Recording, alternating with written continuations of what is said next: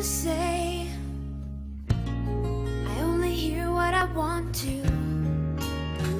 Hi, I'm Lisa Loeb, and this is Pavlina's Kidz Place. Hey everyone, this is Pavlina from Pavlina's Kidz Place, and I'm on location in Jacksonville at the Florida Theater with singer and songwriter Lisa Loeb. Hello. Hi, how are you? I'm great. How are you? Good, thanks. That's great. You've always had a different look and sound. Did people ever want to change that in the beginning, and how did you deal with that? I don't think anyone ever wanted to change what I was wearing. I probably was interested along the way and always trying to refine my look. Yeah. I think that's what happens anyway, when you have the opportunity to, especially if you can work with a stylist or somebody who might have access to clothes or ideas that you don't have, then you take advantage of them. So I don't think I've ever, I think as much as I would like to change my look here and there, I think I always end up sort of having a consistent look. Yes, definitely. Yeah. Your song "Stay" was a huge hit, and it, being the only #1 song that you weren't signed to a record, was that a little scary? It was just exciting. It was really cool. Right before we did this interview, somebody called me, and it was somebody who was actually in charge of promoting my song "Stay, I Missed You." It was on the soundtrack Reality Bites, and although a radio station, from what I know, a radio station down in Houston called KRBE started playing the song, when it was on the CD, I mean, it wasn't a CD, it was on an album, and then later a CD. Anyway, when the radio station decided to start playing it, but normally a record company really pushes it with a whole marketing team and a radio promotion team, and the RCA record label really picked it up and ran with it once it was being played on the radio, and there was some interest. But I was just talking to the person who was in charge of that promotion. I'm still friendly with them, almost 20 years later. Yeah. But it made such a huge impact on my life. And it was something that I felt like I had been working towards for years and years, because I played music in high school and I played music in college. And this was about 4 years after college. So I felt like I had been doing it forever and I was working so hard. In retrospect, I think it happened fairly quickly. And also the opportunity of having an actor, a friend of mine, Ethan Hawke, give the song to his friend Ben Stiller, and he put the song in the movie. To me, that seemed normal also, because we're all friendly and well, of course, why not put the song in the movie? But honestly, those kind of opportunities, more rarely, they don't usually happen. They don't usually actually follow through. A song doesn't actually end up on the label. A song doesn't actually end up in a soundtrack for a movie, even though your friend might be an actor. It doesn't usually happen that way. So I was very excited about it, and it was an interesting time in life, sort of coming from being a singer-songwriter with a band and working for years, but sort of coming into this commercial side of the music business that was, people who were on covers of magazines and meeting some of my favorite musicians. It was very different. Yeah, definitely. That must have been really cool. So growing up, kids have all kinds of obstacles. What kind of obstacle did you have, and how did you overcome or deal with it? I think, I'm sure my parents are going to kill me, but one of the obstacles I had actually was that my parents were not always the most supportive of me being a professional musician. Oh, okay. That being said, the reason I was surprised about it was because when I was a kid and when I was in high school as well, my parents were so into the arts. They brought us to every musical theater, ballet, classical music, concerts, lessons. They gave us every opportunity we could ever want. My mom even wrote notes so I could get out of school to go interview rock bands. I was a DJ on the radio station, and, she would help drive me around to crazy parts of town to find albums I was looking for. So everything from me buying guitars and playing in bands and being a DJ and wanting to be in movies. I was in an independent movie, senior year of high school, where I'd stay up all night acting in a movie.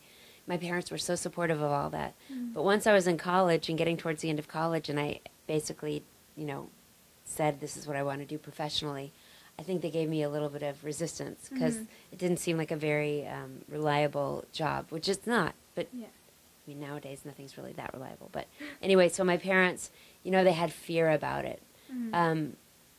So that was probably the biggest obstacle I had, other than the fact that the entertainment industry is really hard to break into and to do well in it. But I think my parents' fears were the biggest thing. Now, that being said, it also probably gave me something to resist against. And although I was working as hard as I could just to become a musician, a professional musician, I think proving my parents wrong probably helped me in the end. Yeah, that's good then. Okay. Yeah. So, you had your own radio show, like you said, when you were growing up. What was that like? It was, it actually reminds me a little bit of what's happening now in radio. Like in Los Angeles, we have a couple of stations that the DJs just play whatever they want. So when you tune in, you can hear classics, oldies, local bands, the newest alternative thing, and that's what I was doing. I played everything you always wanted to hear but didn't buy. So it was just all these things I was inspired by, everything from Brian Eno's ambient music to Led Zeppelin to local bands, new wave music. And I would carry in these huge crates of albums because we were still listening to vinyl back then. Oh my gosh, yeah, that's cool. Yeah. That's awesome. So you graduated from Brown University, which I think is really cool because I just applied for like a summer camp there for like leadership stuff. But like, what was like a college days like that being a musician? It was a great place to go to college. Brown University was for as a musician, because there were a lot of other musicians in the 4 years that I was there, older and younger, which really challenged me musically. Like, it made me want to be my best musically. I had great peers that I could bounce ideas off of. I could hear what they were doing. It was just a great music community. Also, because the students who went there were great fans, and people came to lots of concerts. We had a great audience, really supportive. They made us feel like we were rock stars at our own university. And so it was great. It was a combination of having this community, which made me feel like creatively I needed to live up to a certain standard, but also the support system of the students. Yeah, and definitely. we had a recording studio that we could take a class and learn how to record music. So Wow. that was that was a great experience. Definitely, that's really cool. So I hope I get applied for that. But Yeah, I hope you get in. That'll be so fun. So yeah, definitely. And you have a lot of successful children books. Like, how did you get into that, and why children books? Well, before I had kids and before I was even married, Barnes and Noble actually came to me and asked if I was interested in doing a record with them that they would distribute, and that seemed like an awesome opportunity because we all go to the bookstore and read and everything. And they wanted me to do a record that was different from my regular grown-up records. And I'd always wanted to do a kids record, and that just seemed like something they would do a good job getting out there to people. So I actually got to reunite with my college roommate and singer. We had been in a band together for, she's not my singer, we had a duo. She was singing and playing. Anyway, we got together for this record called Catch the Moon.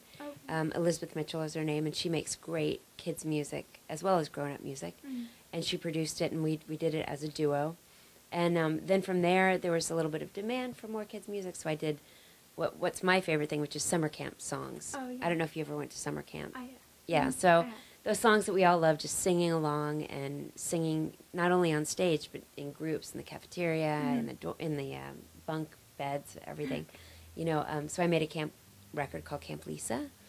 Started a foundation to send kids to summer camp with the proceeds from Camp Lisa. And then went on from there to do an illustrated kids book inspired by that with a CD. And then there's a new one coming out in April.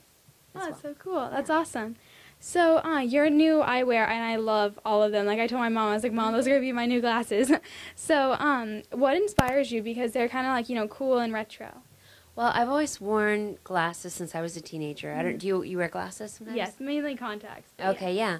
So ever since I was a kid, I'd always look for glasses that were stylish, but not too wacky. Although I think I probably went through some wacky phases because sometimes there's not that place that bridges the gap of interesting and flattering. Sometimes it's just really interesting or really flattering, and not both. So anyway, I'm trying to bridge that gap. Yeah. And I'm often inspired by. I just like the way women look in the retro glasses that have a little bit of a lift. These are more cat eye than most of the frames that are in my line, but a lot of them do have this top part that sort of lift your eyes up and give you space for your eyes.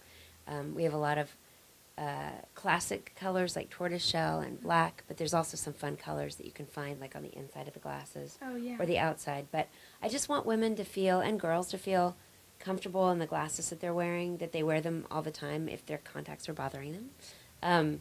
And things that make them feel cute and fashionable, things they can wear all the way through the day or even to a party. And they were all inspired by my love of glasses, and also that people always ask me where I got my glasses. So I wanted to finally make an eyewear line so people could actually wear these glasses.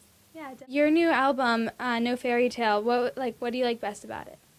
I love that I got to work with my friend Chad Gilbert. He's the guitar player from Newfound Glory. And he asked if he could produce a record for me and make it a poppy punky rock record. And I was so excited because I have two little kids, and I'm tired a lot.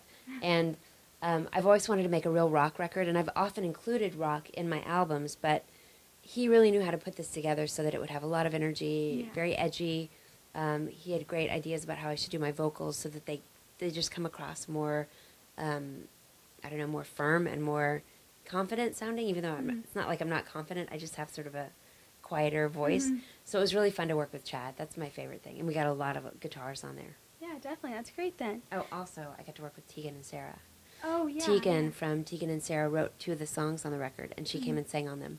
And I'm a big fan of those guys. I listen to them to get inspired to write myself. So when I had an opportunity to work with them, that was really cool. Yeah, definitely. That's great. So if you could paint the world a color, what would it be and why?